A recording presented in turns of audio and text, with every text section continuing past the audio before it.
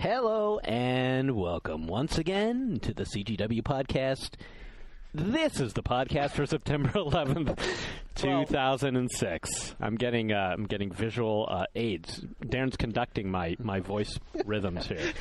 This is Jeff Green, the editor-in-chief of Computer Gaming World magazine. Hey, I got the magazine name right this week. Yay. Woo. And with me are, wow, that's a weird ad, Sean. We're gonna be looking at some old CGW. Going back. I guess we're going to be looking at it. You're going to be listening to us looking at old CGWs. Isn't that exciting for you? September 95. We'll describe pictures to you. Yeah. Enjoy. It'll be great, I promise. And joining us today, as usual, are the cast and crew of CGW, which include Ryan Scott, Darren Gladstone, Sean Elliott, Sean Malloy. And I have been meaning to give extra special props to Mr. Malloy the last few weeks because he is on this fancy new sound console rig here that he has mastered, like some kind of, He's kind of like Moby on the deck right exactly, Funk Master DJ or something. Really? Can I say Funk Master? So anyway, it's an impressive display over there. Lots of shiny lights. Uh-huh. I don't know what any of them do, but I don't either. But you look good doing it there. So cool. Bravo. Okay, we got lots on the agenda today. Lots to talk about. We got to keep moving, move fast, pay attention. Sean, put the magazine down. We got to talk. Man. I'm ready to talk. I'm just getting pumped up looking at this stuff. We get ads with like, fake-ass Klingons ripping dudes' arms off. Yeah, we've they been don't make them like they used to, man. We're on a big nostalgia kick here at CGW because we're working on the very last issue, and we're doing a retrospective feature. And by the way, it's official now, so I'll say it on air. All three former CGW editor-in-chiefs are contributing to this piece, so that's going to be a lot of fun. So and some extra special surprise. That we're going to keep that a surprise, right? What's going on? What about Scorpia? With the 5 extra special things. Oh, yes, yeah. We'll keep that secret. I have not heard from Scorpia. Scorpia, if you're out there and you're listening, don't be shy. You could still get in here. Russell Sipes writing for us, Johnny Wilson, and George Jones, the 3 previous editors-in-chief. But we've been looking through these old issues here, and there's some just really great stuff, really funny stuff. Just sitting here off the bat, the first thing, I think the good thing about going back through the old issues is just to remind you that it's the same as it ever was. I mean, for all the stuff that's changed, like Klingons ripping off arms, we've matured to now where we have women in bathtubs with toasters in there with them. But like the one that Ryan was just holding, it's purely black and white. The entire thing's black and white, but it's like 70% of the games in there have to do with World War II. Yep. Like all completely. In fact, that was a special World War II issue. Oh, okay. As a matter of fact. So there's quite a few in the one I've got right here as well. So it's just kind of like, World War II is always popular. Business as usual. It's funny. My wife picked up this issue last night, and it's what's the total page count there, Ryan? It's like 58 pages, and it's black and white, and it looks like something you put together in print shop in high school. And I think Ted Kaczynski put that together. Pretty much. But her reaction was say, boy, it sure had a lot less ads than you guys have now, as if that was a good thing. And I was like, well, that's because no one would advertise in there. There are some ads in there, but they're just completely random. Yeah, well, they're kind of like, buy Joe's Games, and then there's like a P.O. box. I'm trying to find one. We're increasingly getting off topic and into this topic. We're not even on any topic. Awesome. We haven't started topic. We haven't even started talking about when we get to them later in the podcast, and I find there are some awesome advertisements for porn-based games in this 95 issue. Oh, and I was getting hot and bothered for those. Oh, they must be in the back. All right. Yeah, they got it. But okay. Yeah. Here we go. There Seymour Butts Interactive 2, In Pursuit of Pleasure. It's a great game, by the way. Okay, it's like a woman with a Canadian Mounties jacket on, opened up, and a bikini bottom, and then a grizzly bear with the bikini top in his mouth. Is this on the side? Wow. And then the tagline is even butter than the first one. Wow. Wow. Then we've got... And they say we've gone downhill. Holy totally what I don't know back to. I've been there. Yeah, we got... Oh, yeah. So, what people write in, because in our last... well, not our last issue, but 2 issues ago in the letter bag, we had, someone complaining about the quality of the ads and stuff. Yep. So look at here. We've also, in addition to the Seymour Butts 2, we have Dirty Debutantes 2, The Asian Invasion. So wait, that's one CD, right? Dirty Debutantes 2 is The Asian Invasion. It's a 2 It's a 2 CD, yeah. Oh, okay. Yeah. And then there's I have that one, too. A Vietnamese-looking woman in the background, and then like the greasiest pube-stache dude with giant aviator glasses down in the bottom, like sticking his tongue out. Like, yeah, I want to give me some of that. It's so bad. Yeah, you know, people may not know this who are recent, when I say recent, like within this decade, Computer Gaming World readers. We used to have porn ads in the back of the magazine. Nice. Yeah. So stop complaining. Or maybe start complaining if you wish they were back. I don't know. We want porn ads. Actually, my highlight, my favorite part of that issue that you're holding, Sean, was the ad for Wing Commander 3 up front, where Wing Commander 3 was very much in the interactive movie days. So it starred Mark Hamill. Oh, here we go. Mark Hamill and Malcolm McDowell. Yeah, and the tagline is, "Don't watch the game, play the movie." Nice. FMV all the way. I don't even know. Yeah. My favorite part is that the cover asks the question, are DOS games dead? Yeah. I think the answer was yes. Yes was yes. Yeah. I think we know the answer to that. In fact, actually, I read the article, and we hedged a little bit. Ooh. We said... way to take a stand. Yep, as usual. Well, maybe they're dead. We were actually saying if you liked 3D graphic-intensive games at that time, you may not want to upgrade to Win95 yet. Oh. You may want to hold on to DOS. The background art I love is just some, like... Well, Google didn't exist at the time. Well, maybe it did, but just... It's like a Photoshop. It's just like a picture of lightning storm, like the kind you'd have from like whatever. It's like Dignity, and then it would define it for you. Just randomly a lightning storm in the background. That's like a Successories poster or something like that with like the lightning's like Synergy or something. Yeah, of course. You know, we're sitting here now making fun of this issue, and 11 years from now, the current staff will be making fun of our crappy issues. Yeah, I expect no less. Their hover cars. What goes around comes around. That's how it goes. That's just like the what we deal with, though. It's such a, I mean, as much as we want to talk about timeless classics and games, I mean, there's so few of them, I mean, I look back on stuff that I reviewed, 3 years ago. I'm like, what the hell was that? How did that come out? Why did it exist? Or there's that game Freaky Flyers, and it was like a kart racing game, but with planes. But they all had like these, Batitude personalities, and they were all, extreme. Each one of a generic ethnicity. Mm-hmm. But it had an awesome song to it. Anyway, you're right. I was setting it up to sing the song, and Sean's giving the cut. Get this shit on the road. No, I was just scratching my neck. Oh, okay. Anyway, I'm not singing it now. Wow. What happens when the sound guy makes gestures? Yeah. Well, I'm like, all right, I'm not going to sing. It's funny. I wondered what that gesture was too. He was just you reacted to it. I'm like, what? I know. So you thought it was like the wrap it up box. No, sorry. I will not move anymore. Be careful, Sean. Yeah. You have too much power, Sean. I know, this board makes me powerful. Okay, so we actually do have topics today other than random stuff. We have the usual, what are you playing? We had a friendly analyst come out today with some interesting comments on PC gaming, a guy for, well, we'll talk about it later, but he said some things about PC gaming that we want to completely make fun of, basically. Because leave my mom out of this. Yeah, I don't want to say anything bad about the guy, but these statements are kind of moronic, and he must be sort of an idiot. But you don't want to say anything. But I don't want to cast aspersions. No. Right. We're going to talk a little bit about our Islamo gaming feature that's in the October issue of CGW. Mostly just about. September. Oh, is it September? September. Yeah. Oh, that's right. It got picked up by Fox News, so we're going to talk about that a little bit.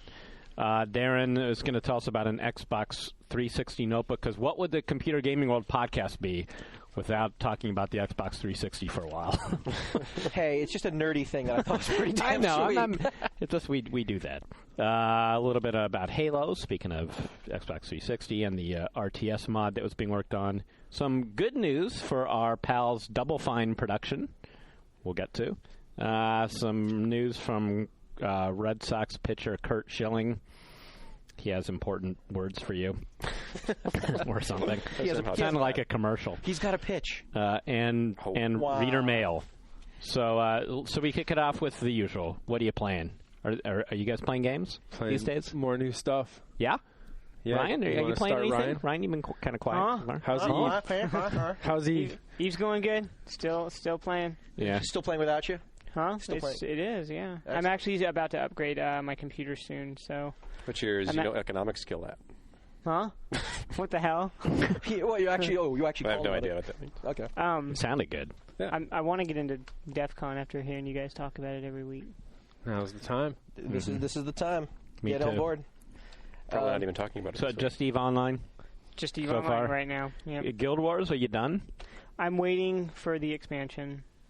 Okay. That's late October. You hear that, NCSoft?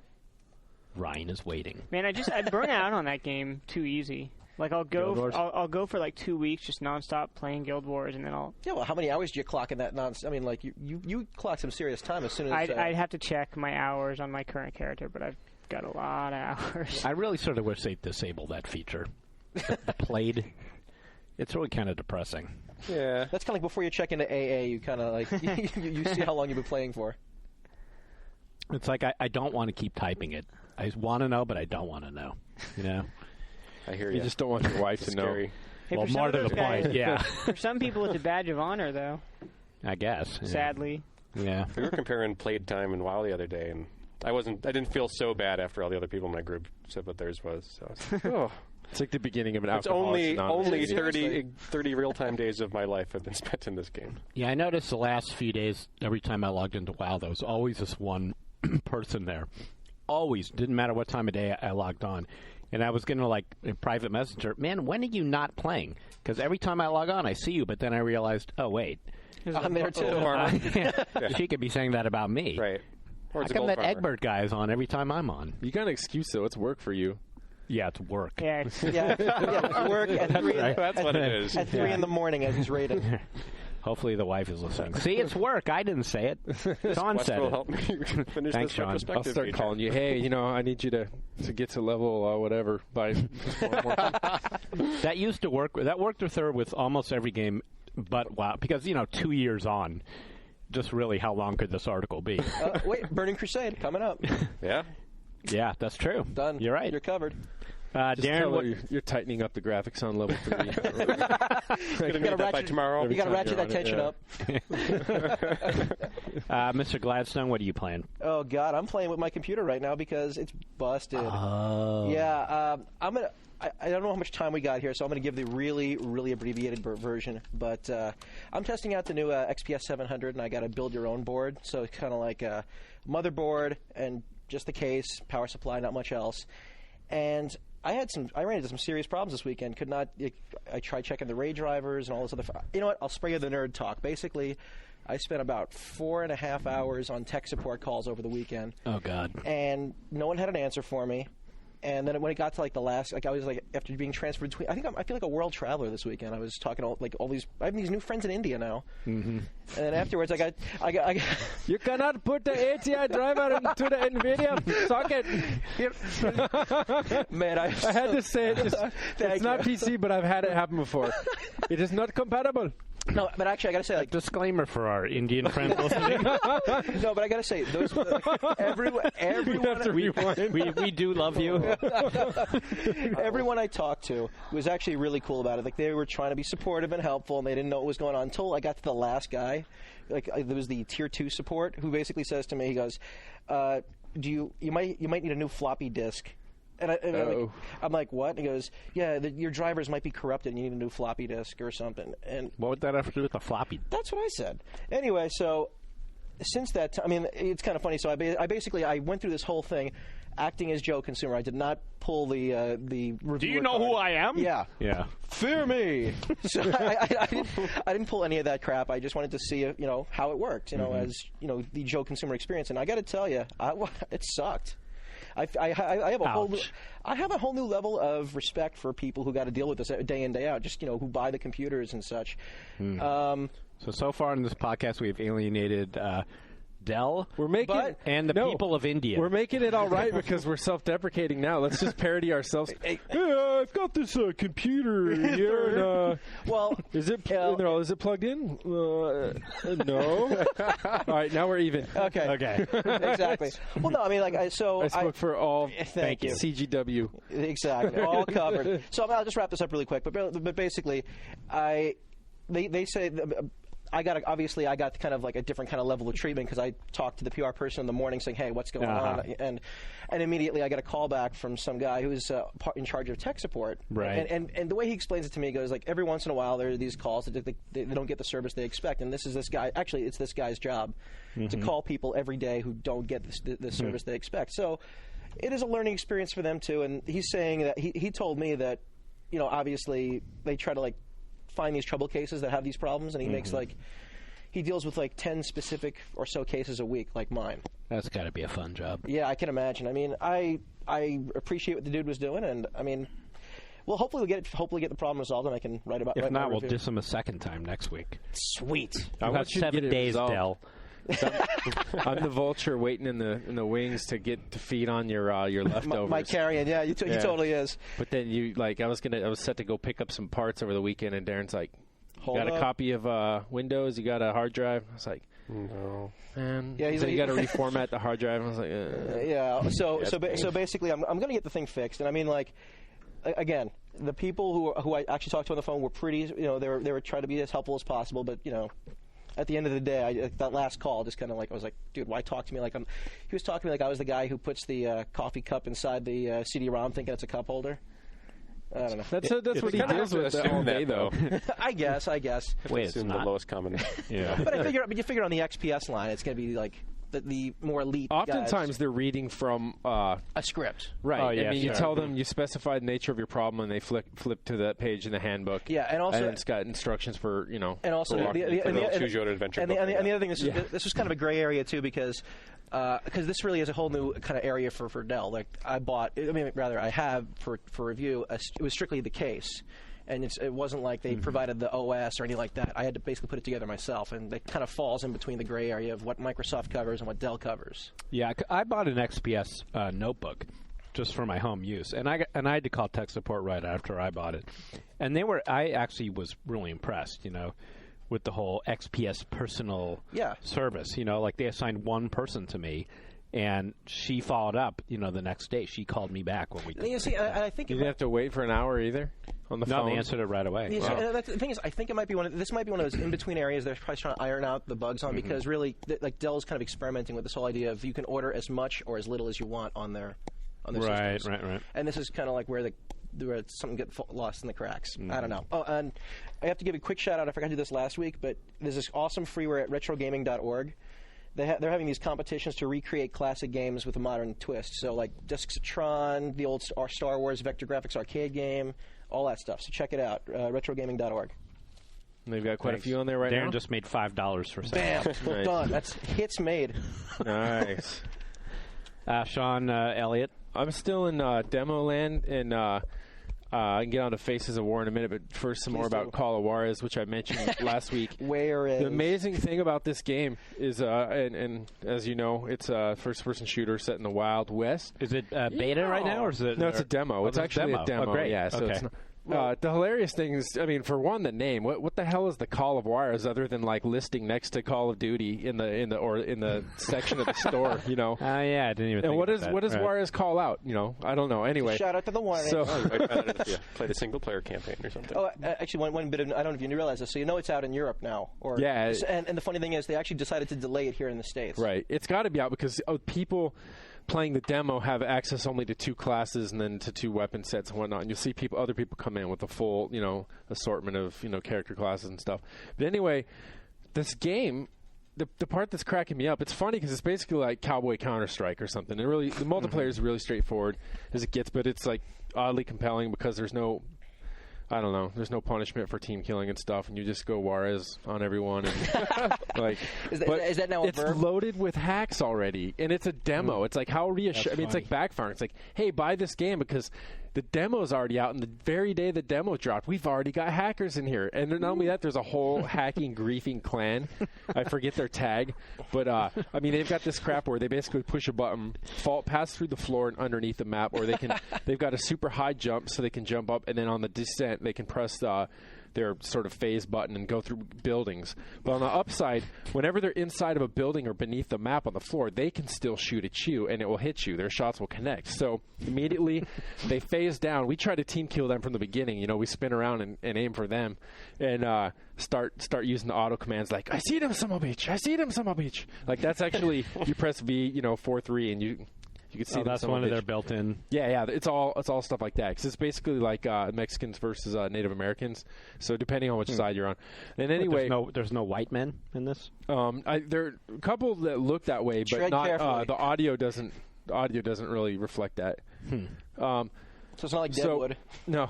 But anyway, once they pass through the ground, they immediately kill off all their teammates and then just go around the map. And you'll see them sometimes fly up, and then you'll see them up in the mountains that are supposed to be surrounding. Because instead of a skybox to create the illusion of a background, it's an actual geometry that you just normally isn't accessible. Not unlike the Wild West itself. Right. Yeah, so you see like this is like a Gang of Outlaws, Wire basically. Trick, Once Upon a Time in China Part 3, Jet Li up in the hills, like bouncing around, throwing dynamite down into the map.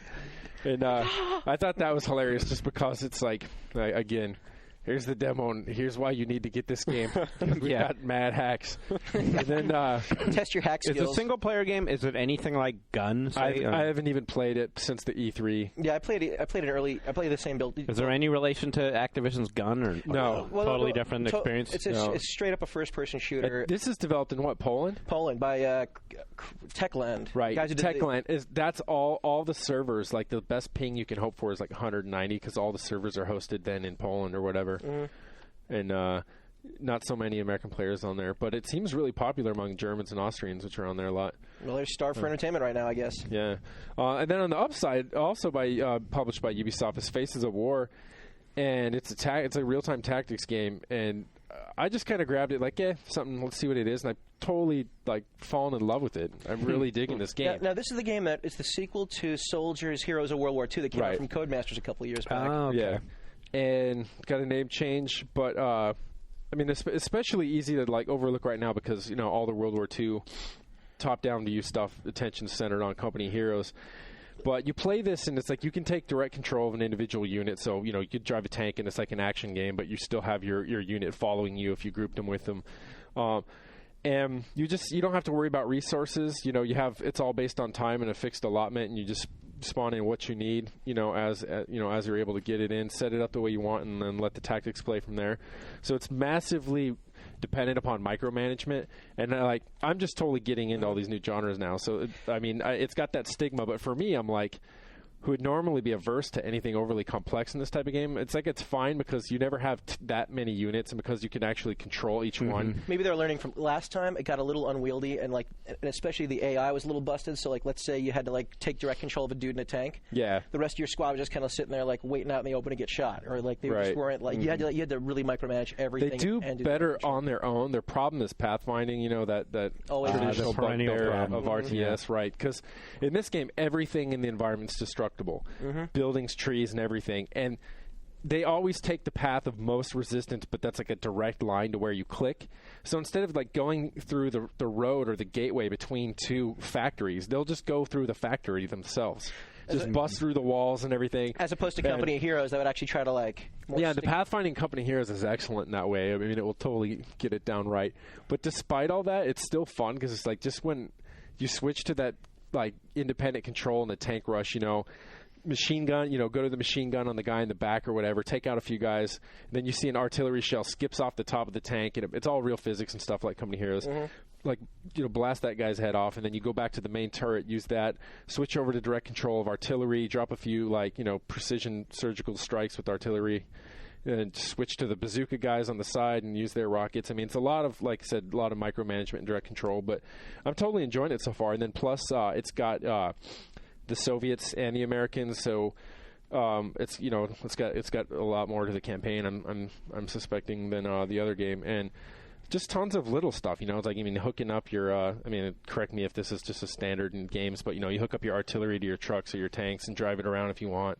Throw your guys on the back of the tanks, have them get in the storage bins and pull out repair kits and dynamite to do all this little crap with. And that was one of the cool things I had with the last game. So they kind of they brought that forward. I'm just new to it, but it's pretty cool. And I recommend that people try the demo at least.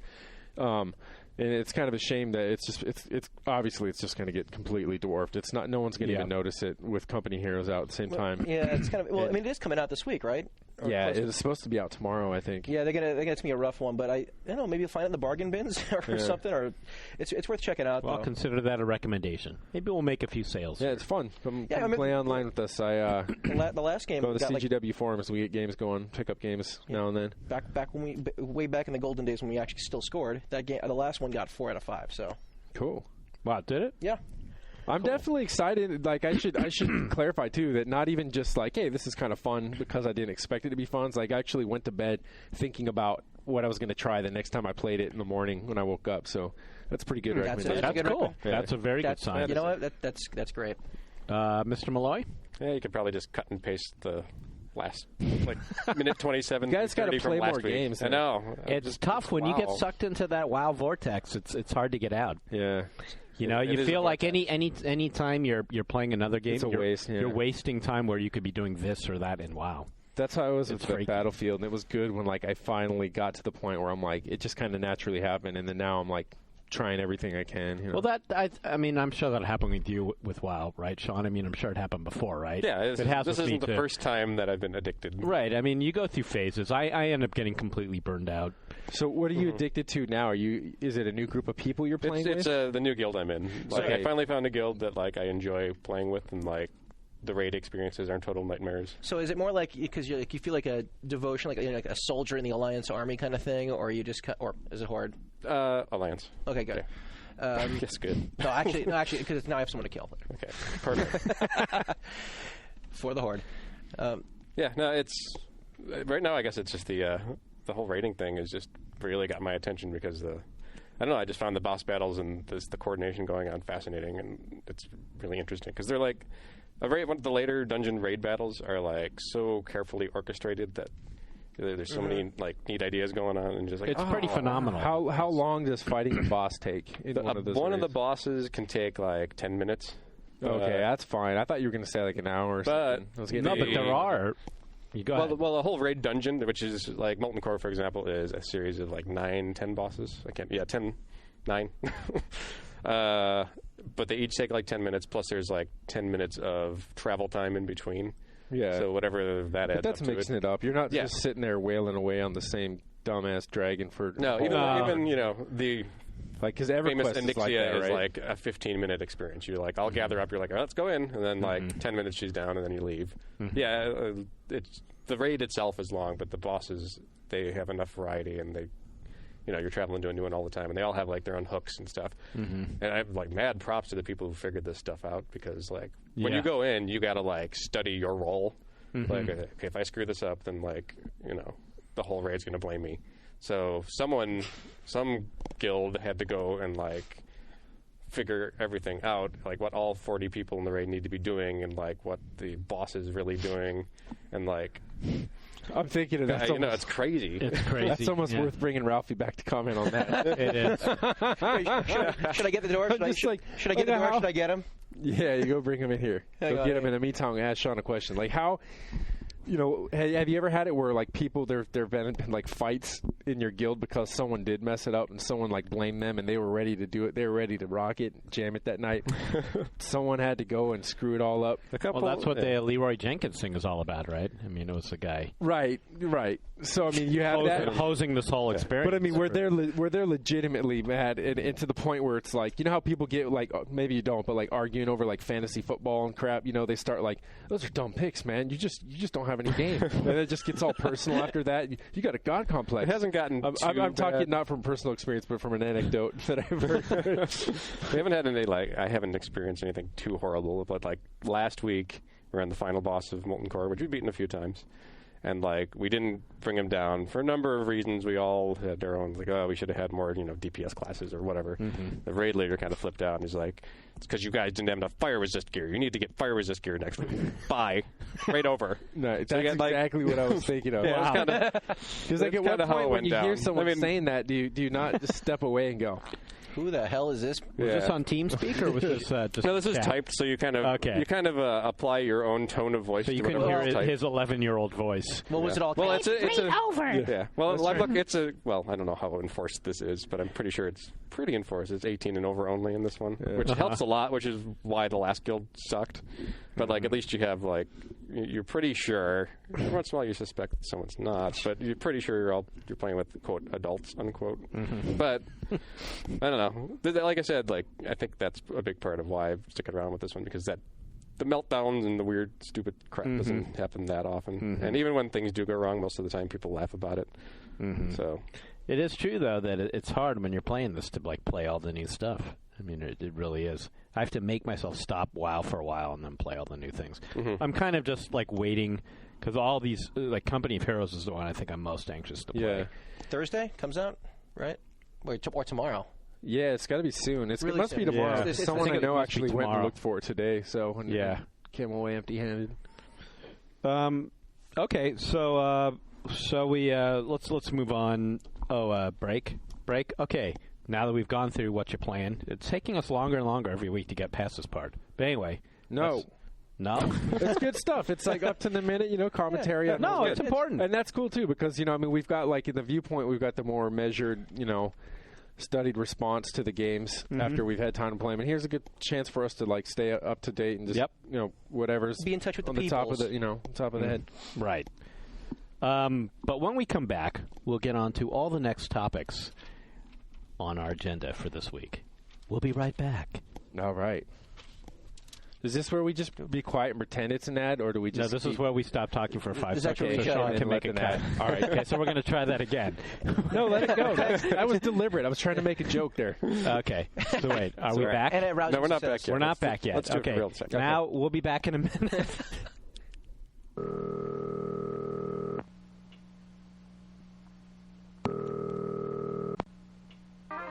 Hello, and welcome to the One Up Radio Network. If you know the name of the podcast you'd like to hear, press 1 now. You have selected Radio PM, starring the editors of the official U.S. PlayStation magazine. To download an episode at radiopm.oneup.com, press 1 now. To listen to a promo, press 2 now. Hello, and welcome to the One Up Radio And we're back to this podcast. Hey, that was a good me. You keep doing that, I don't have to come down here anymore. We all practice that. Hello, Hello and welcome. Damn. Rough room.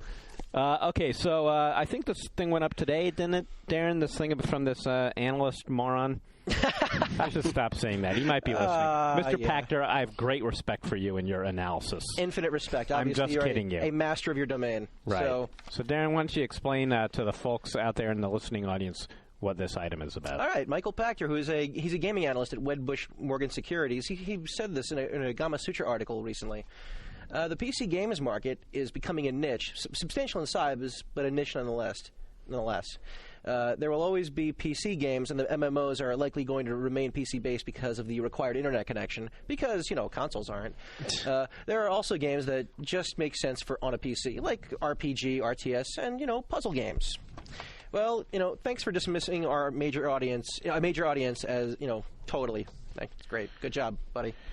Well, it's interesting. I mean, first of all, how do you become a gaming analyst? That's one thing I want to know. That seems like a good job. That's a good grade. You know what? I could do that. Oh, wait, we are. Oh, yeah. We just Right. we just don't get paid enough. Right. Well, he might not either. I don't know how wrong I think his phrasing is terrible, but I'm not sure if he's wrong. I mean, it is a niche to some extent. A niche doesn't necessarily have to be But he's saying it's becoming a niche. a bad thing. But yeah, becoming a niche, substantial in size, but a niche nonetheless. I think it's a segment of gaming. Maybe I'm over, or it doesn't. I don't know.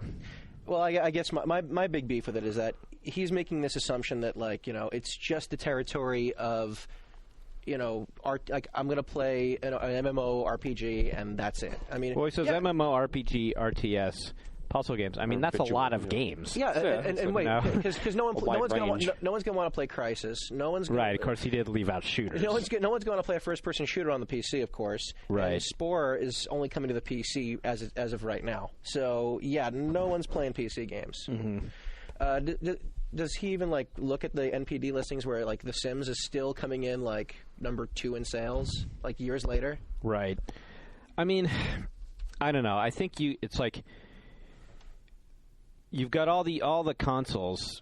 If you just take away the numbers involved, I mean, really, PC gaming is a separate thing, right? You've got Nintendo, PlayStation, and Xbox all basically fighting over the same crowd, and all representing a certain type of experience, which is playing games in front of your television. Although, just to clarify, that Nintendo would insist that they're fighting for a different crowd now. Mm-hmm. Well, okay, let's not say the same crowd, but it's the same gaming experience. Right. It's certainly sitting in front of your and TV. Microsoft are going head to head. Whereas the PC is sort of its own different thing. I mean, I'm willing to say that it's not, we're not going head-to-head with those guys, and we don't need to. It is a separate experience. If anything, it's complementary. I think his own words kind of contradict each other, because to me, a niche means not substantial in size. So he says, well, right. Exactly. It's a niche, but it's a really big niche. So that to me means, well, then it's, Then it's not then a it's niche. not a niche. You can have a substantial niche. I don't think it's an oxymoron, because, like, furries, probably a substantial niche. like that, Look at stuff like Galactic Civilizations. Mm-hmm. Yeah. That you could call that a niche, but there's a hell of a lot of people who play those games.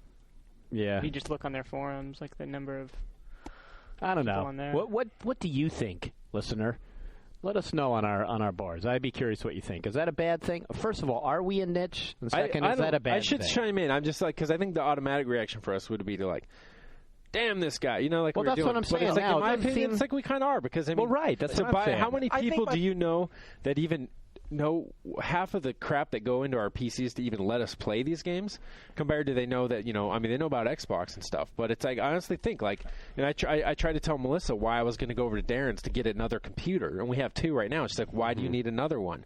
Mm-hmm. Like, because it's better. It's like, it just doesn't compute, It's like... I think part of the problem is right now, and actually I'm going to do a shameless plug for our upcoming issue where I interviewed Mark Rain, and he expounds on this at length. Yeah, I think he would agree that it's niche. I think Mark Rain would agree. He would say that it's niche right now, but it has a lot of potential to grow. And I think part of that is, the way he puts it is, you go, like, Joe consumer who goes out and buys a computer right now, they can buy an $800 PC that has a dual-core CPU, but the integrated graphics on that thing can't support Doom 3 at 60 frames per second. So... there's obviously a disconnect. They focus so much on... But the integrated graphics can support World of Warcraft. So you have World of Warcraft. some games. So great. So that's perpetuating the MMO myth, but not, Well, yeah.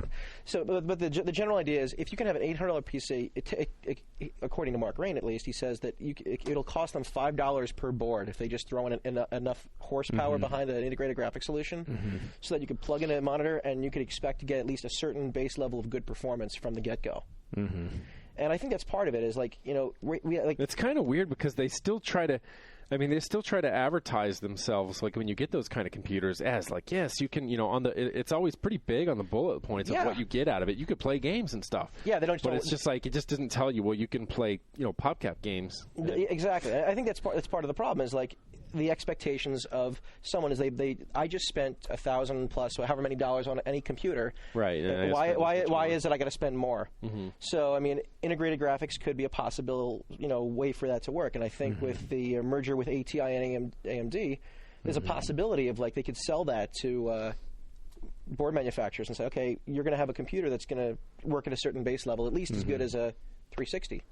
Right. So, I don't know.